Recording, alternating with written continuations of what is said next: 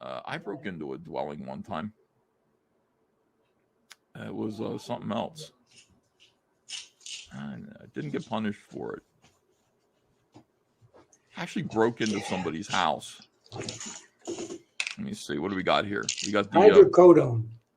Hydrocodone. Oh, that's hillbilly heroin, isn't it? Or no, that's oxycodone. Well, OxyContin is much worse. Wow. It's my late wife died of an overdose of OxyContin and vodka. Whoa. Don't do it. Do me a favor. Don't take all that stuff. I broke into a place, Mike. I never told you this. And you might think differently of me, okay, when I tell you this. But when I lived in upstate New York, right near Terry Austin, you know, those guys up there in upstate New York, I lived in their neighborhood. Yeah, it was a town called Phoenicia, Big Indian, New York. It's in the mountains. Yeah, like my then wife, Hunter's mother, got this idea that we were going to, we had a little money saved up, and it wasn't very much. But she had this idea that we were going to buy this tax-seized home. It was a fixer-upper in the mountains, and we'd fix it up together. And it was very inexpensive. We went to the real estate agent, and this woman, who was clearly high, said, I'm going to drive you up to take a look at the house. She's like, the problem is it was seized, okay, for taxes, so it's locked. But everything inside the house is yours, okay, with the purchase. It belongs to you. So if there's anything in there, there probably isn't, but if there's furniture or something, that comes with the house. You take possession of it.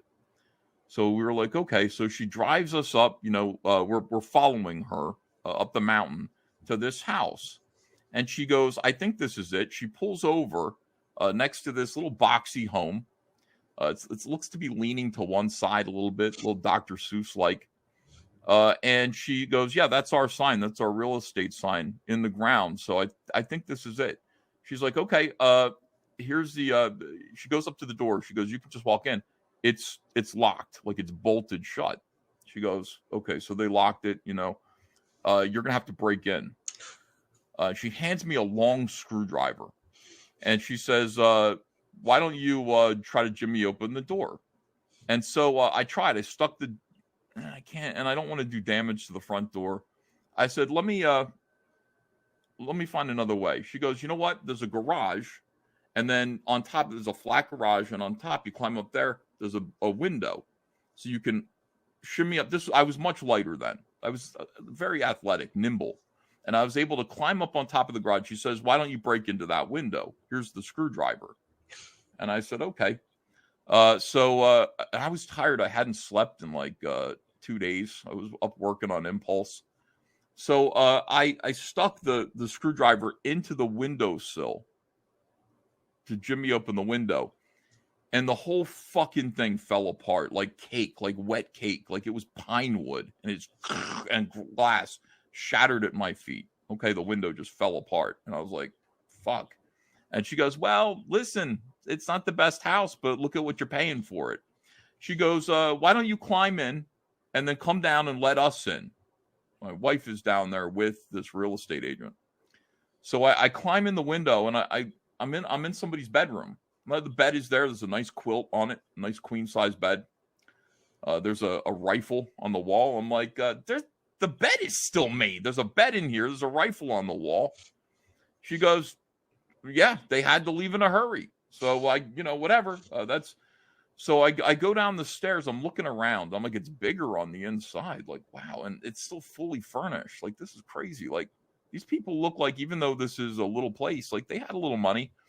I opened the door and I let this real estate agent in, and my wife.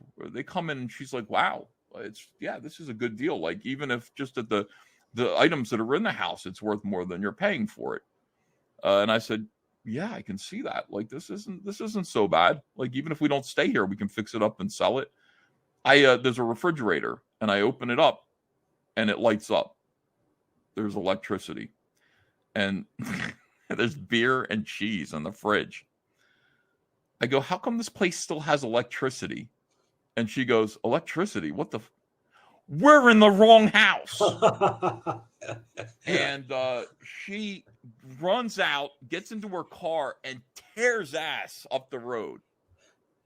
And I'm like, what the fuck? You know, and you know, I get my wife in the car. We go up and we follow her. We find her pulled over at some Indian reservation. She's chain smoking. I'm going to lose my fucking job. I'm going to lose my job. She's pacing. I was like, we just broke into somebody's hunting cabin. You understand? Like, if somebody were there, luckily nobody was there.